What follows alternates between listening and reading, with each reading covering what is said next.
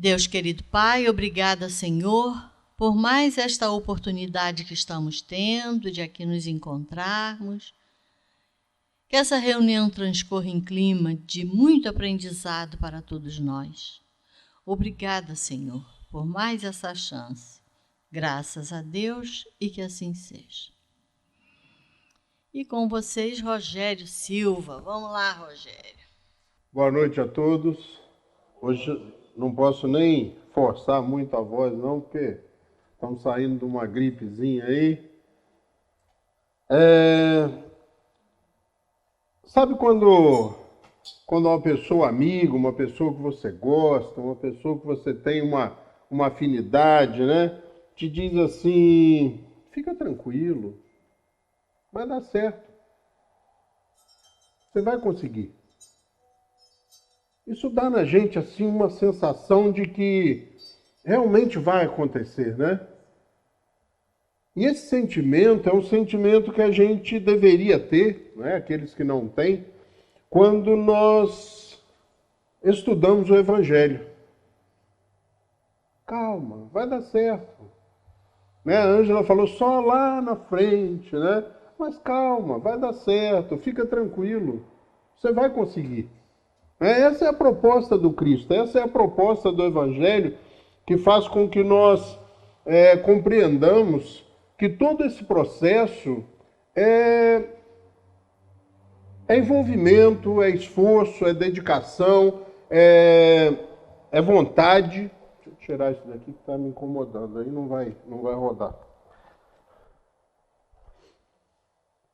É esforço, é vontade, é dedicação e depende, né, muito ou quase exclusivamente de nós.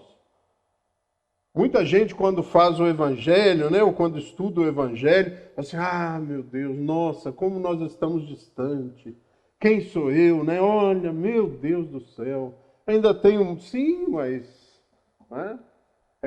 O nosso irmão, né, Jesus, quando traz essas colocações e exemplifica, ele deixa bem claro que ele tem muito mais tempo de estrada do que nós.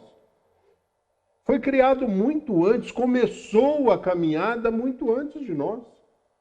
Por isso a facilidade em nos compreender, por isso a facilidade em nos entender, por isso a capacidade e a facilidade de falar aquilo e da forma que nós precisamos ouvir. Esse sede perfeito está lá no Evangelho, capítulo 17, né, do Evangelho segundo o Espiritismo, e nós vamos falar mais especificamente dos dois primeiros tópicos. Do caracteres da perfeição, porque eles abrem o capítulo assim, falando dessas características, desses pontos marcantes da perfeição, daquilo que identifica a perfeição, daquilo que assinala a perfeição. E, consequentemente, daqueles que, absorvendo esses caracteres ou estas características, tendo e demonstrando, exemplificando, exteriorizando estas características, se torna um homem de bem. Então nós vamos ficar nesses dois pontos. Mas o assunto é tão interessante que lá na frente vocês vão ver uma outra proposta. Quando nós estudamos esses caracteres ou as características da perfeição, né, é necessário que nós, ao estudarmos o Evangelho, nos aproximemos um pouco mais de Jesus, sabe? A gente, às vezes, coloca as propostas de Jesus como inatingíveis, inalcançáveis. Distancia os seus ensinamentos de forma tão forte de nós mesmos que elas se tornam quase utópicas. E isso traz em nós, ou faz em nós, ou causa em nós uma certa acomodação. Por estar tão longe, tão distante, nós não nos achamos convidados, conclamados, incitados a realizar, e sempre e muitas vezes, equivocadamente, acabamos acreditando que esse convite é para outro, ou é para os outros, ou foi para aqueles que estavam preparados naquele primeiro momento para segui-los como discípulos. Então é necessário que a gente, quando estude o Evangelho, a gente se sente com ele. E ele vai falar com a gente antes de começar o estudo: calma, calma, vai dar certo. Você vai conseguir. E aí a gente entra nos caracteres da perfeição. Eu tinha uma certa resistência, ainda tenho uma certa resistência com textos muito longos, sabe? Mas eu tenho também, por outro lado, me entusiasmado com essa leitura um pouco mais apurada, mais aprofundada. Eu acho que eu falei isso aqui até mês passado. Desse mergulho mais profundo. Sair da superfície do estudo e adentrar um pouco mais, mergulhar um pouco mais nestas propostas, esmiuçando, escarafunchando, sabe, as escrituras, Roberto, lá no meio. Porque nas entrelinhas estão as conclamações. E ele começa o tópico 1 desse capítulo 17, Caracteres da Perfeição, dizendo assim: mas eu vos digo. E aí nós estamos sentados na relva, sentados no gramado, sentados numa poltrona confortável, numa sala de estar bem gostosa, em círculo. E ele nos diz: amai os vossos inimigos, fazei o bem aos que vos têm ódio, e orai pelos que vos perseguem e caluniam, para serdes filho do Pai que estás nos céus, o que faz nascer o sol sobre os bons e maus, e vir chuva sobre os justos e injustos. Porque se vós não amais senão os que vos amam, que recompensas haveis de ter? Não fazem os publicanos também o mesmo? E se vós saudardes somente os vossos irmãos, que fazeis nisso de especial? Não fazem também assim os gentios? Sede vós logo perfeitos, como também vosso Pai Celestial é perfeito. Mas é uma conclamação tranquila, né? Está lá em Mateus, né? Eu coloco sempre as fontes, porque está lá em Mateus, versículo de 44 a 48.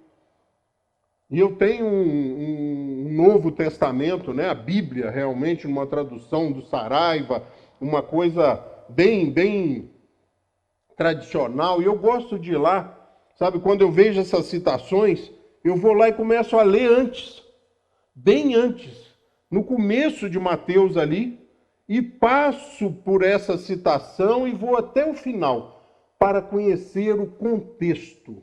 Em que contexto Jesus disse isso? Em que momento Jesus disse isso? Qual a intenção? Em que contexto eles estavam inseridos quando Jesus faz essa conclamação, que a princípio eu já ouvi muitas vezes, muito difícil, né? Olha. E eu coloco com esse final, né, quando a gente pensa em nós especificamente espíritas. Se nós nos comportarmos como todo mundo se comporta, né, eu sempre lembro das mães. As mães dizem assim: mas mãe, deixa eu ir. Não, você não vai. Mas todo mundo vai, mas você não é todo mundo. Né? E o Espiritismo faz isso com a gente. E o cristianismo faz isso ainda mais profundamente com a gente. Mas todo mundo faz. Mas você não é todo mundo. Mas todo mundo pensa assim. Mas você não deveria pensar assim. Então a conclamação, ela vem de várias formas, né? A conclamação é a recomendação, é a convocação, é a incitação, a provocação, o chamamento. Jesus faz com a intenção de que nós, alertados pelos seus chamamentos, busquemos esse caminho. Que caminho é esse? Do sacrifício? Não, o caminho da felicidade. Aquele que consegue pensar assim, lidar com seus inimigos, consegue cumprimentar aqueles que não, né, que todo mundo não cumprimentaria, aquele que consegue olhar um pouco mais de cima situações que incomodam a grande maioria das pessoas, o que ele está buscando? Sacrifício? Não, felicidade. As pessoas que conseguem suplantar, superar essas pequenas miudezas, ela vive de forma diferenciada, de forma mais leve, mais tranquila. O Evangelho tem esse papel, não de imprimir ou de nos submeter a um sacrifício, mas sim de facilitar a caminhada, de fazer com que nós, entendendo a situação e as provocações que a vida se nos apresenta, nós tomemos uma atitude diferente, a atitude do cristão. E no nosso caso específico, a atitude do espírita, que além de cristão, tem luzes novas, revelando, ampliando, transformando os ensinamentos cristãos em algo totalmente possível de ser implementado nas nossas vidas, ali do lado de fora do portão. De ser implantado nas nossas vidas quando a moto passar daqui a 5 minutos e fazer um barulho tremendo que ninguém ouve nada. É você se comportar em relação à vida, se portar, se colocar diante da vida de forma diferente. Essa é a proposta de Jesus. Não é falar, olha, eu vou passar um ponto bem difícil para eles, que eles vão se ralar todinho e não vão conseguir passar na prova. Não.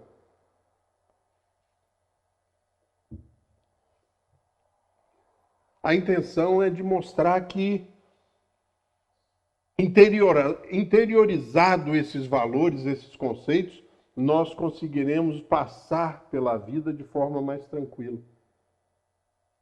nos colocando acima dessas pequenas coisas. Porque se nós olharmos o que nos aflige, né? O que nos contraria, o que nos constrange, são coisas pequenas.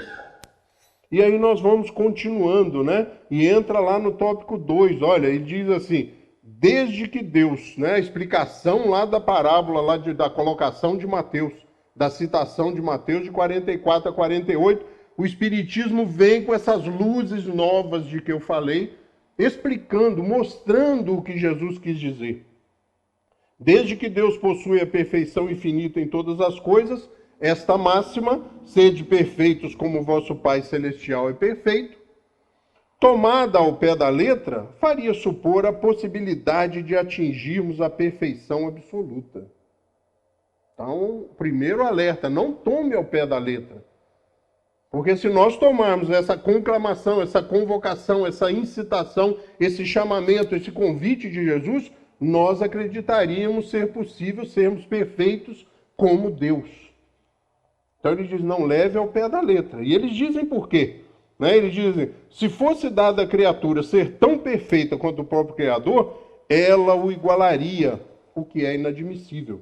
Né? Daqui a algum tempo ou depois de algum tempo, nós teríamos muitos deuses, porque seríamos iguais. Mas os homens aos quais Jesus se dirigia não teriam compreendido essa questão. Naquele momento, não adiantaria as luzes que o Espiritismo nos traz. Era necessário uma conclamação direta, objetiva, sem muitas explicações. Ele se limitou, portanto, a lhes apresentar um modelo e dizer que se esforçassem para segui-lo. Devemos, pois, entender, por suas palavras, a perfeição relativa de que a humanidade é suscetível e que mais pode aproximá-la da divindade. Ir até onde for possível, né? Encarar os chamamentos, as conclamações, as propostas de Jesus como um grande e gostoso desafio em busca de quê? Daquilo que nós mais desejamos. Felicidade, paz, tranquilidade, né? Mas em que consiste essa perfeição? Que perfeição é essa que nós vamos buscar? Ou que devemos buscar? Jesus mesmo disse, Jesus mesmo deixa bem claro qual a perfeição que nós devemos buscar. Amai os vossos inimigos, fazei o bem aos que vos têm ódio, e orai pelos que vos perseguem e caluniam. Com isso, mostra que a essência da perfeição é a caridade, na sua mais ampla acepção, porque ela implica a prática de todas as outras virtudes. Então ele resume, né? Amai os vossos inimigos, fazei o bem aos que vos têm ódio, orai pelos que vos perseguem, porque quando a gente consegue superar isso, nós estamos num outro patamar. Você já pensou hoje viver sem se afligir com essas coisas? Se tem alguém contra você, se alguém discorda de você, se alguém te odeia, se alguém te calunia, se estão falando de você, você está acima disso, não num processo de soberba, não, disso não te incomodar, compreendendo que isto é consequência da vida, da relação e da ignorância, do desconhecer daquele outro que faz essas ações. Então ele continua, com efeito, se observarmos o resultado de todos os vícios e mesmo dos simples defeitos, reconheceremos que não há nenhum que não altere mais ou menos o sentimento de caridade, porque todos nascem do egoísmo e do orgulho, que são a sua negação. Porque tudo que excita exageradamente o sentimento da personalidade destrói-o, quando nada enfraquece os princípios da verdadeira caridade, que são a benevolência, a indulgência, o sacrifício e o devotamento. Se nós compreendermos e buscarmos, né, esse entendimento, essa busca, esta compreensão, nós estaremos finalmente usufruindo da felicidade, da tranquilidade, da paz, da serenidade. Então, não encarar as propostas de Jesus como um grande desafio é olhar para esses convites e essas luzes novas que o Espiritismo traz sobre os ensinamentos de Jesus, esse desafio, essa proposta possível de ser realizada, pois ele diz assim, olha, o amor ao próximo, estendido até o amor dos inimigos, não podendo aliar-se com nenhum defeito contrário à caridade, é sempre por isso mesmo o indício de uma superioridade maior ou menor. É você estar acima dessas coisas menores. E espera-se isso, ou Jesus esperava isso, ou aguarda isso, daqueles que conseguem compreender isso como uma caminhada, mas que ela não possa ser protelada, que ela não possa ser adiada, que ela não possa ser transferida. Ah, como seria bom se o Rogério estivesse aqui ouvindo essa palestra, né? Como seria bom se fulano... Não! O Evangelho é aquela coisa de você sentar com calma, deixar que essas palavras comecem a criar em você uma vontade de quero ser, uma vontade de conquistar, uma vontade de realizar. Continuando, ele diz assim, o Espiritismo diz assim sobre a recomendação de Jesus, do que resulta que o grau de perfeição está na razão direta da extensão do amor ao próximo. Não tem graça ser feliz sozinho. Eu sempre digo isso. Não tem graça ser feliz sozinho. Quando a gente pega o eu, que a gente aprende desde criancinha, na escola, em todo lugar, é eu, né? O mais bonito, o mais rápido, o mais forte, o mais esbelto, o mais inteligente, o mais rico. Nós somos criados dentro dessa cultura. Quando nós colocamos o eu em segundo plano, fala, calma, meu filho, calma, gordinho, calma. Segura sua onda. Olha para o lado, olha para as outras pessoas. Busca a felicidade em outros lugares, porque nesta corrida desenfreada não está dando certo. É só angústia, decepção, recalque, frustração. Ah, não ganhei por causa de 4 milésimos. Né? E o segundo lugar, a gente sabe, nessa cultura... não tem importância nenhuma, né? Um campeonato de 50 times ficar em segundo lugar é a mesma coisa do que ficar em 49º. Não tem significado nenhum. Então essa proposta é de frustração. O que Jesus oferece, meu filho? Olha mais de cima, não se preocupa, não queima cartucho com essas coisinhas. Eis porque Jesus, depois de haver dado a seus discípulos as regras da caridade, no que ela tem de mais sublime, lhes disse, sede logo perfeitos, como também vosso Pai é perfeito. Uma conclamação forte, né? E, consequentemente, aqueles que aprendem ou se propõem a desenvolver esses caracteres da perfeição, vamos atingir e vamos chegar ao homem de bem. Quando eu leio essa passagem do homem de bem, eu vou lendo e não vou me desanimando. Porque tem gente, eu já ouvi várias vezes, falando, nossa, eu vou lendo e vai me distanciando, e eu vou ficando cada vez mais longe. Não, eu vejo como uma grande possibilidade, como um grande alerta, como uma grande luz, assim, a clarear um caminho que às vezes a gente acha que não, que está vetado a nós, que não nos é possível. Olha como começa. O verdadeiro homem de bem é aquele que pratica a lei de justiça, de amor e caridade na sua maior pureza. Aí você vai lá no Evangelho buscar a lei. né, de amor e de justiça, de amor e caridade. Como a entendia Jesus, né? A Sueli falou disso aqui outro dia. Como Jesus entendia a caridade. E aí você começa a olhar que a caridade não é a esmola, né? Não é a ação, é o envolvimento, é a percepção da situação. É olhar a situação e querer mudar o estado vigente, a situação vigente. De querer fazer algo mais do que o que todo mundo faria. Porque lembram-se, a mãe da gente diz assim, você não é todo mundo. E o cristianismo nos coloca nessa situação. E o espiritismo ratifica e reitera, você não é todo mundo. Tem que agir de forma diferente. Continuando, o homem de bem diz, se ele, o homem de bem, interroga a sua consciência sobre os próprios atos, pergunta se não violou essa lei. Se não cometeu o mal, se fez todo o bem que podia.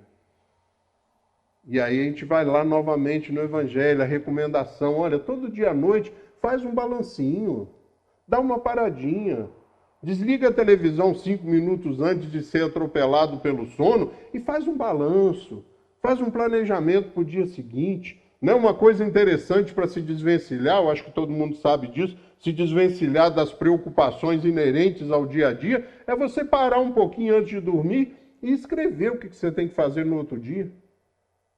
Transfere para o papel. Tira da cabeça e o travesseiro fica mais fofinho, mais gostoso. Sabe, o edredom fica mais aconchegante. O frio menos avassalador.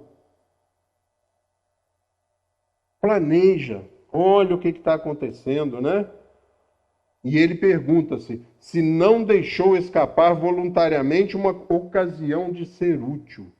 Se ninguém tem do que se queixar dele, enfim, se fez aos outros tudo aquilo que queria que os outros fizessem por ele. E aí, mais uma vez, nós voltamos ao Evangelho de forma profunda. Fazei ao próximo somente aquilo que você deseja ou desejaria que as outras pessoas fizessem. Comporte-se e haja em relação ao outro como você gostaria que as pessoas agissem e se comportassem em relação a você mesmo. Ou seja, coloque-se no lugar do outro. Coloque-se no lugar do outro. Aí se fosse eu, como eu gostaria de ser atendido? Como eu gostaria de ser tratado, como eu gostaria de ser socorrido.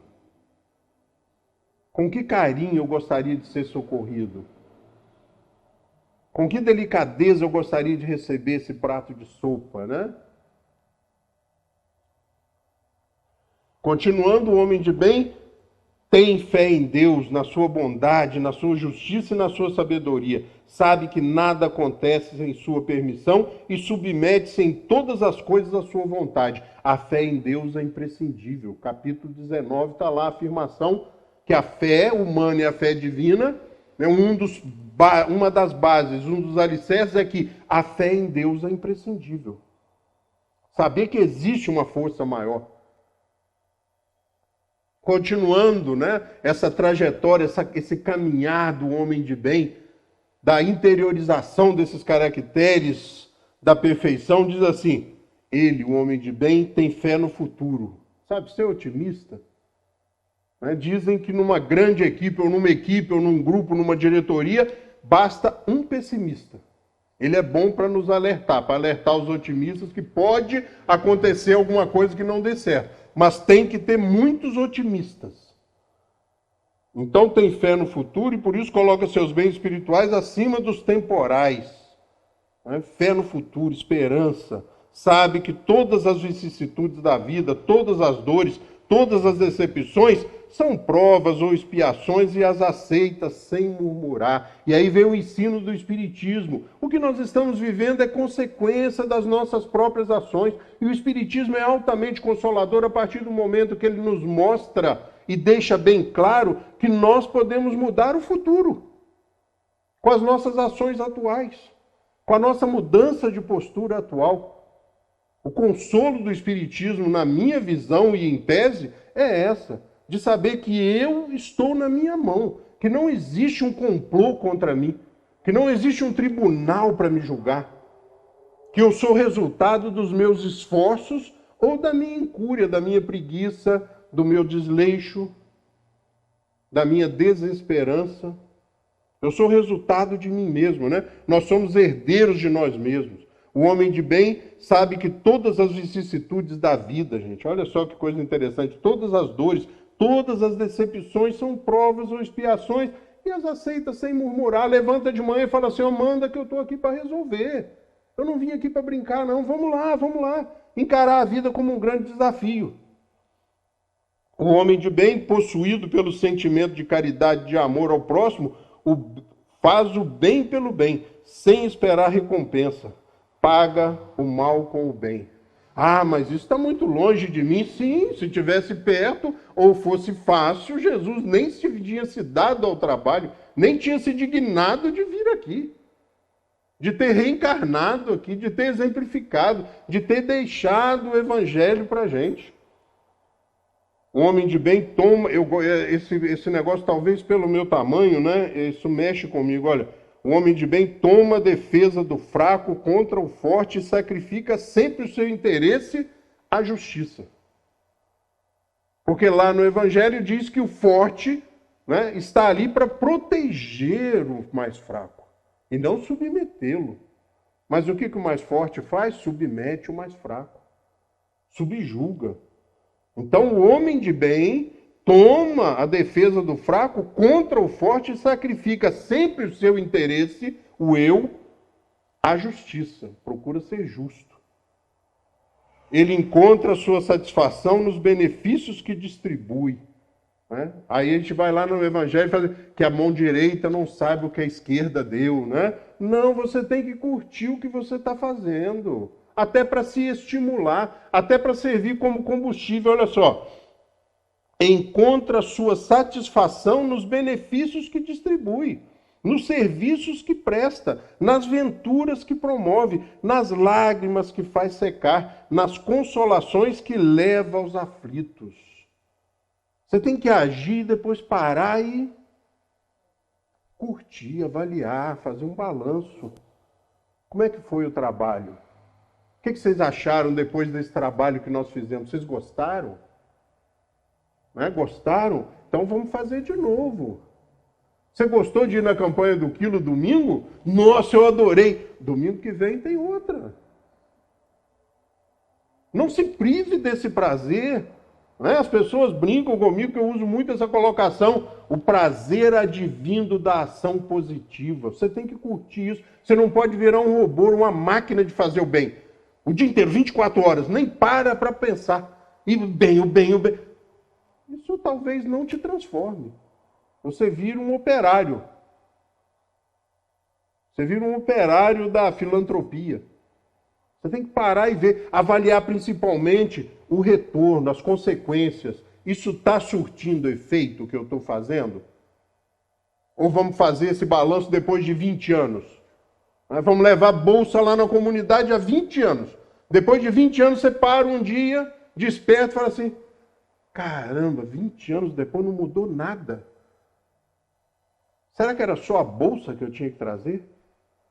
Será que eu não podia ter feito algo mais? Será que eu não tinha que ter colocado dentro dessa bolsa alguma coisa mais para mudar a vida dessas pessoas?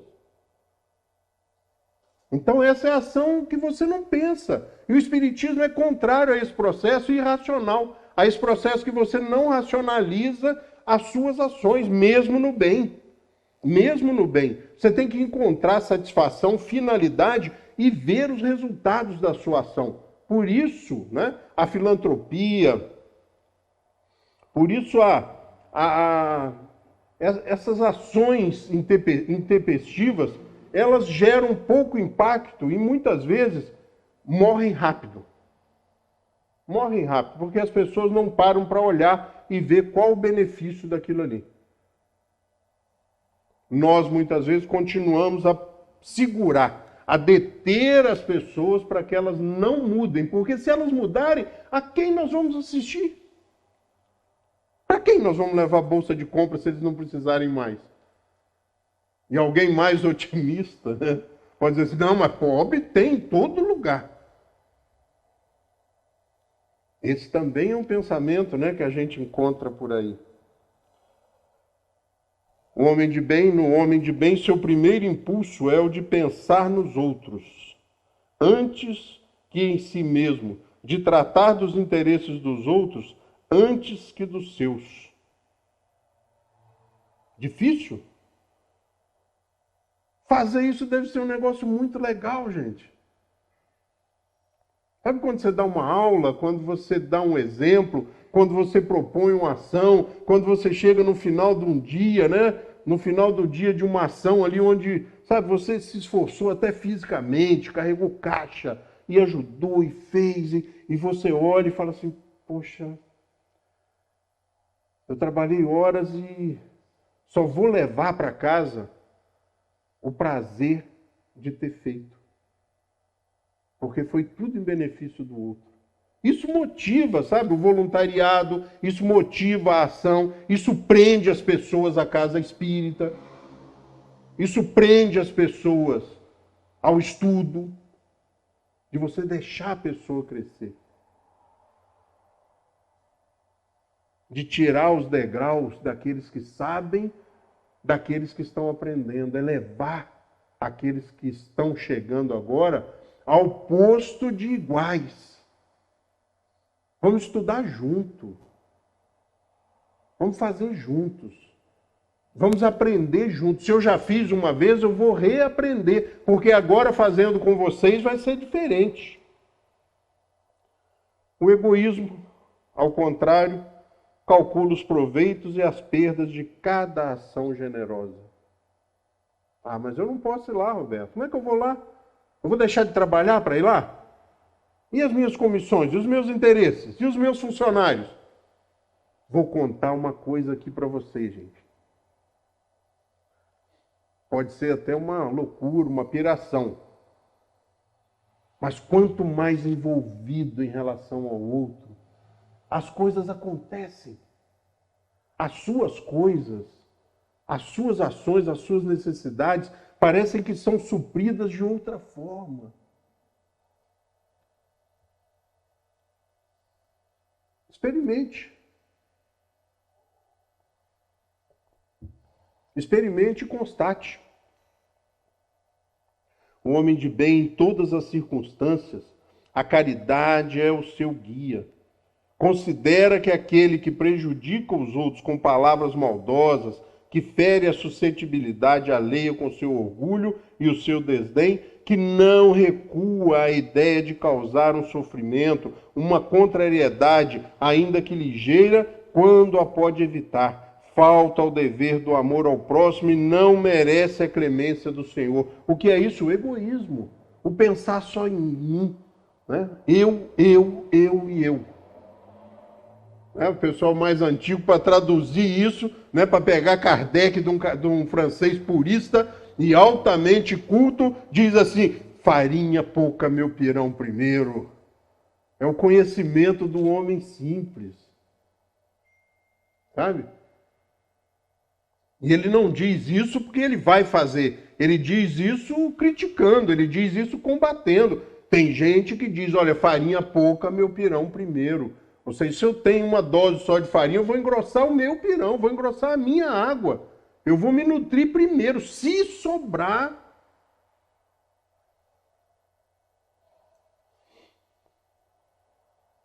O homem de bem não tem ódio nem rancor. Já pensou o que é isso, gente? Se viver sem ódio, sem rancor, isso é você botar gasolina na veia do cara. Antes eu fico falando de doação de sangue, né? Você vai lá, tira o sangue aqui, manda botar gasolina aditivada aqui, né? Pódium e o grid. E você sai de lá, meu filho, ninguém te segura. Já pensou que quer viver sem ódio e sem rancor? Como a gente é florzinha, né? Como diz um amigo meu, Márcio, nós somos muito florzinha, sabe, Margarida? Sabe aquela cabeça de vovô, aquela painazinha que dá assim que você sopra?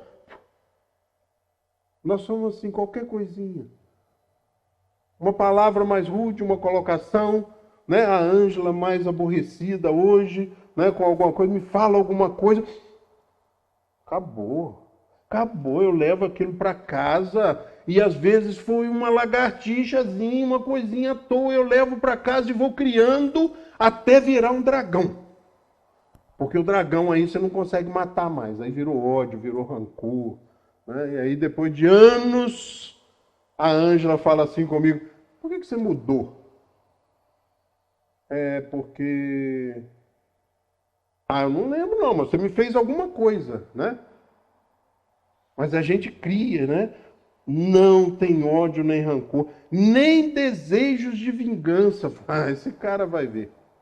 Ele vai ver. Ele vai me pagar. Isso é a vida lá fora do centro espírita, gente, sabe? Porque aqui dentro do centro, né? As esposas chegam a falar, meu marido no centro é tão bonzinho, né? É um anjo.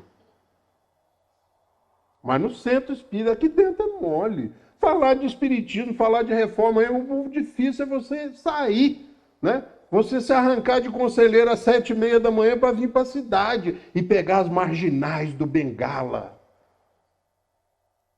30 minutos. Segunda-feira eu fui fazer uma palestra em São Pedro de Lumiar. A palestra era 7h30. Eu saí às 6 horas de conselheiro e quase cheguei atrasado. Porque de conselheiro, do posto de conselheiro até o Pai Sandu, eu levei 30 minutos. É aí que você testa. É aí que você se testa, sabe?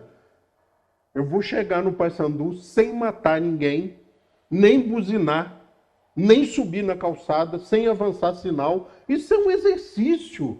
Sabe quando você chega lá em São Pedro, lá, desce do carro, entra no centro espírita, faltam 15 minutos ainda. Deu tudo certo. Deu tudo certo. Espírita não pode acreditar em coisas mágicas. Mas eu contei para a Ângela aqui que eu estava numa gripe segunda-feira.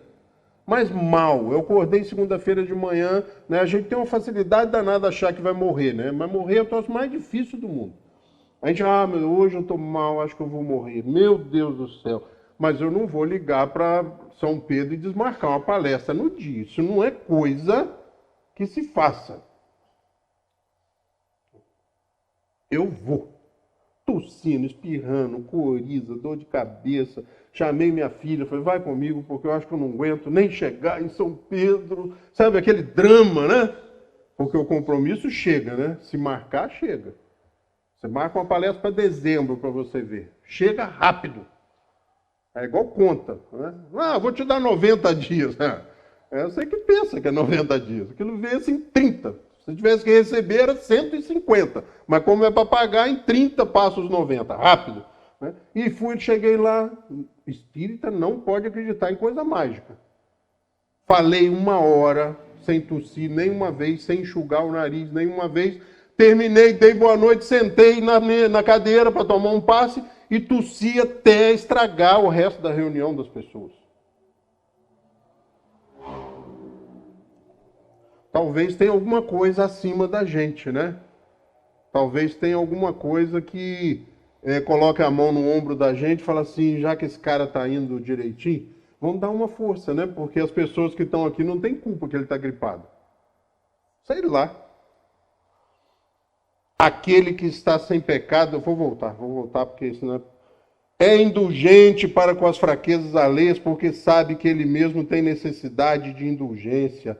E se lembra dessas palavras do Cristo. Aquele que está sem pecado, atire a primeira pedra. É não julgar, sabe? A gente tem uma facilidade danada para julgar. A gente ora e já dá um laudo. Mas auto-julgamento é difícil. Autoconhecimento é muito difícil. O homem de bem não se compraz em procurar os defeitos dos outros, nem a pô-los em evidência. Se a necessidade o obriga a isso, procura sempre o bem que pode atenuar o mal. Ele não é tão ruim assim, não, né? Você devia estar nervoso, sabe? Dá uma aliviada. Até porque as pessoas têm que fazer isso com a gente, porque nós não somos flor que se cheire. Nós temos os nossos percalços, as nossas dúvidas, as nossas raivas, as nossas explosões, E as pessoas têm que ser benevolentes com a gente. Então, O homem de bem estuda as próprias imperfeições, fala, eu sou mala, eu sei que eu sou mala. E trabalha sem cessar para combatê-los, mas eu vou melhorar. Eu vou melhorar. Todos os seus esforços tendem a permitir-lhe dizer amanhã que traz em si alguma coisa melhor do que na véspera. Eu vou superar isso. Amanhã eu não faço mais. Não tenta fazer valer nem o seu espírito, nem os seus talentos, às expensas dos outros, às custas dos outros. Sabe, aparecer, se divulgar, se colocar à frente, se colocar acima, submeter as pessoas. Pelo contrário, aproveita todas as ocasiões para fazer ressaltar as vantagens dos outros. Elogie alguém para vocês verem como a pessoa assusta. A gente está tão pouco acostumado a receber elogios que quando você elogia uma pessoa, a pessoa fala, nossa, que isso? Que isso? Não é isso tudo, né? As pessoas não estão acostumadas a ser elogiadas. Porque o que a gente busca é o elogio, o alto, né? O eu. Todos os seus esforços tendem a permitir-lhe dizer amanhã, já li, né? Então vamos em frente. Não se envaidece em nada com a sua sorte.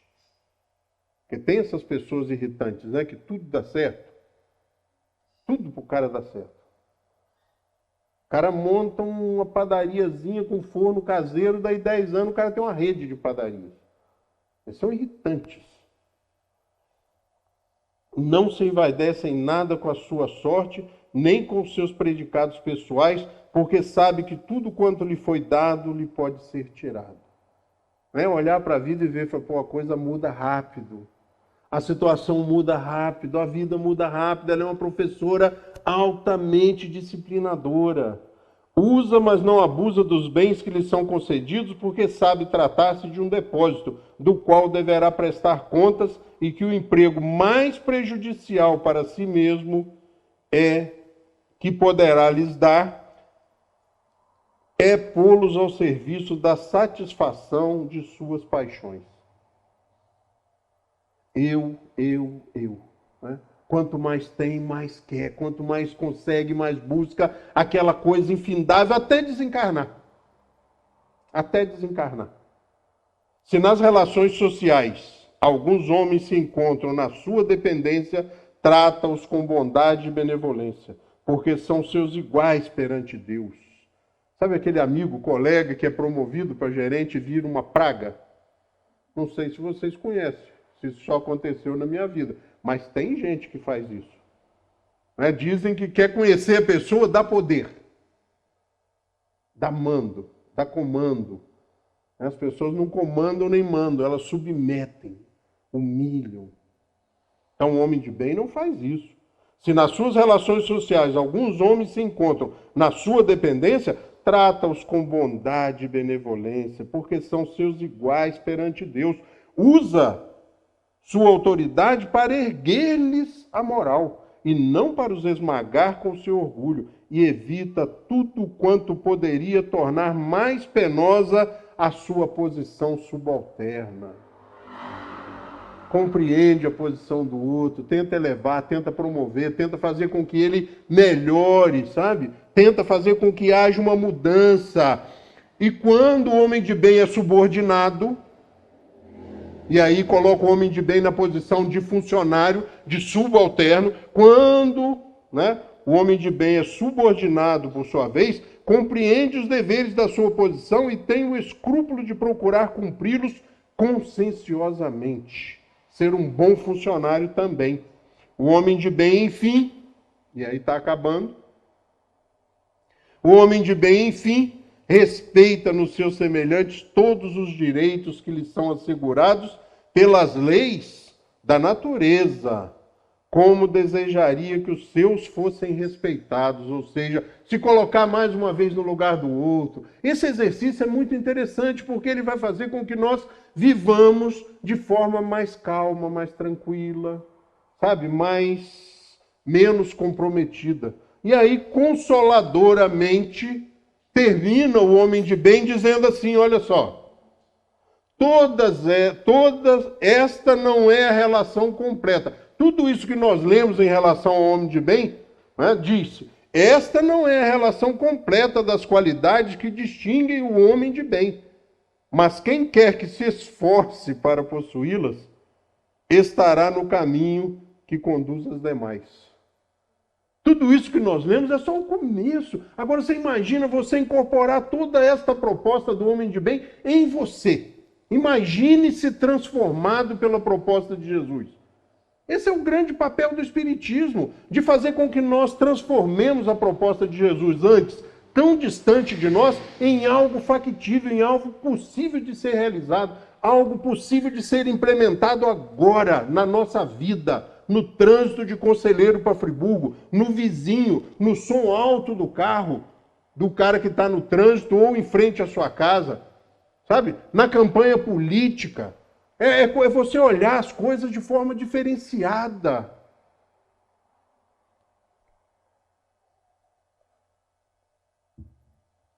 Imagine-se num mundo onde, além de você, outras tantas pessoas incorporassem esse sentimento.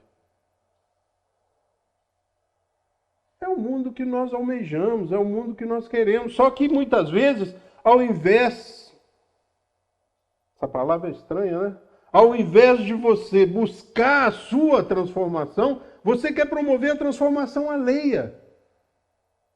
E muitas vezes, ao invés de você se moldar, se mudar, se transformar, consciente de que é o primeiro passo, você quer nascer na próxima encarnação na Finlândia. Qualquer país nórdico, para ser mais exato, né? Se não der, eu nasço ali mesmo, né? Eu vou nascer ali onde os filhos do Tupi moram lá, como é que chama? Na Irlanda. Já tá bom, né? Não adianta, você vai ser você na Irlanda. Você vai ser aturdido, você vai ser você embrutecido, aborrecido, cabisbaixo, contrariado na Finlândia, na Islândia, na Noruega. Não adianta. A busca é íntima, a busca é interna, a felicidade, a paz, a tranquilidade, é isso que ele queria falar, é isso que ele queria dizer. E toda a ação dele foi tão rápida que quando nós olhamos de novo para a cruz, ele já não estava lá mais. No dia seguinte, já se encontra ele na estrada de Emaús, chamando os trabalhadores. Está indo para onde?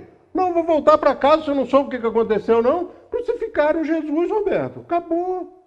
O sonho acabou, nós estamos voltando para casa. Não, senhor, volta, meu filho, o trabalho só começou. No outro dia, ele desce. Ele só esteve lá o tempo necessário para que se cumprisse o que tinha que ser cumprido. No dia seguinte, ele vai atrás dos trabalhadores que já tinham debandado, já tinham ido embora. E ele faz isso todas as vezes que a gente desiste. E ele faz isso todas as vezes que a gente joga a toalha. E ele faz isso todas as vezes que nós achamos que não tem jeito. Ele faz isso todas as vezes que a gente vai dormir com o olho inchado de chorar. Porque no outro dia de manhã, a gente levanta abraçado. Não se lembra bem por quem, porque ele é discreto. Mas a gente levanta cheio de coragem, cheio de disposição para começar de novo e enfrentar todos os dragões que nós criamos, desde pequenininhos, desde lagartixas. O Espiritismo, e para terminar, para encerrar, o Espiritismo é essa doutrina, é essa proposta que acende luzes amarelas, luzes que facilitam a leitura, luzes que facilitam o entendimento, para que nós sigamos em frente de forma tranquila. Que nós encaremos a proposta evangélica não mais como uma coisa impossível de se cumprir, mas algo totalmente possível de ser implementado na minha relação com a minha esposa, na minha relação com os meus filhos, na minha relação com o meu portão automático que às vezes tema em não abrir. Com a pilha do controle remoto que termina. Porque a gente perde a paciência até com isso.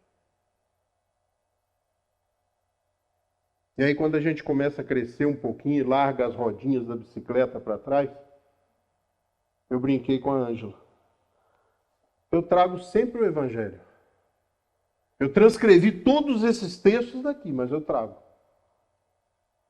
Porque pode acabar a luz. Pode, quando o senhor Luiz ligar aqui o Data Show, ele não funcionar. A vida começa a ficar mais leve, sabe? E como você transcreveu tudo, como você leu isso um monte de vezes, se acabar a luz, a gente faz assim mesmo. Se não tiver a Data Show, a gente faz assim mesmo. E eu fico pensando que daqui a algum tempo, sabe o que vai acontecer? Eu não vou precisar nem do Evangelho. Porque eu vou interiorizar todos esses valores e todos esses conceitos. E quando eu falar, talvez eu nem precise falar. Tudo isso aqui vai se refletir nas minhas ações, nas minhas posturas. Para nós que somos cristãos, isso é muito importante. Já pensou? Viver o Evangelho? Já pensou?